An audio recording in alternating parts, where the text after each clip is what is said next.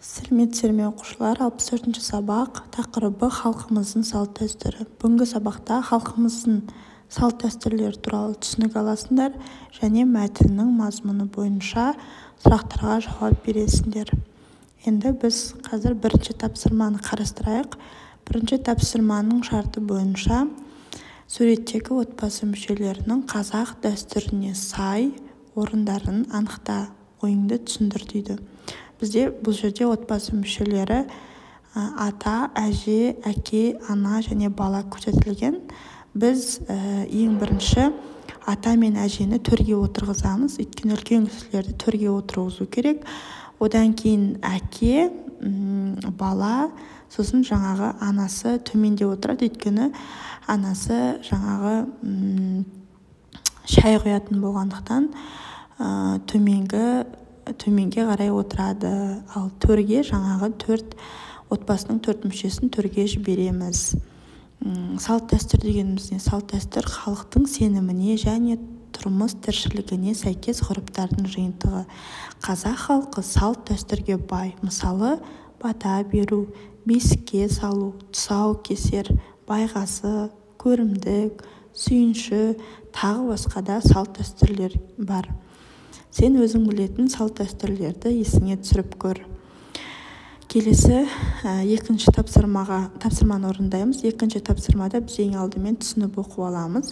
Бұл жерде кешірім сұрау тақырыбы.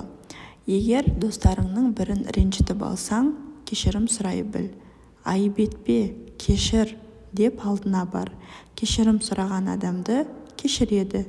Дос балалар татуласады. Сенен кешірім сұраған кісі болды ма? Осы туралы өз ойыңды айтып көр.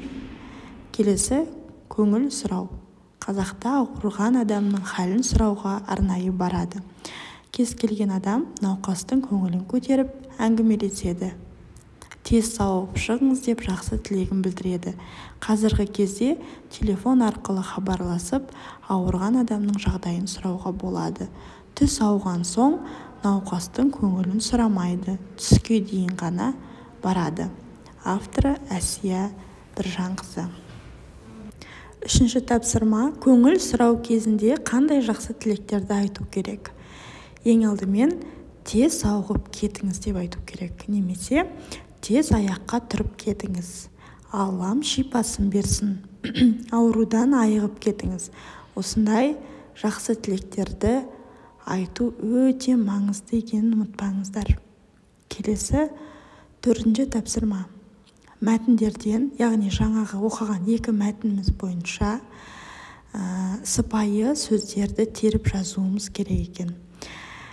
Бұл жерде бізде айып етпе, кешір және тез сауығып кетіңіз деген осындай екі сыпайы сөздеріміз бар екен. Осыларды дәптерге теріп жазып аласыздар. Жақсы, әрі қарай 5-ші тапсырманы орындаймыз. Бұл жерде бізге берілген тапсырма сурет берілген. Суретте бейнеленген салт дәстүрлерді атаңыз дейді. Бізде бірінші суретте тұсау кесер рәсімі, екінші суретте бесікке салу рәсімі болып жатыр. 6-ші тапсырма. Өзін білетін салт дәстүр туралы әңгімеле дейді. Бесікке салу әңгімесін алдым, салт дәстүрін алдым. Бесікке салу нәрестені алғаш бесікке бөлу жоралғысы. Баланы алғашқы бөлу үлгілі ұрпақ өсірген қадірменді әйелге тапсырылады. Ол өзінен басқа тағы 1-2 келіншектің көмегімен бесікті жабдықтайды. Сәбидің әжесі не шешесі түбектің тесігінен балаларға тәтті үлестіреді. Осыдан кейін бесікті отпен аластап баланы бөлейді. Бесікке салған әйелдерге көйлек, жаулық сияқты сый тартылады.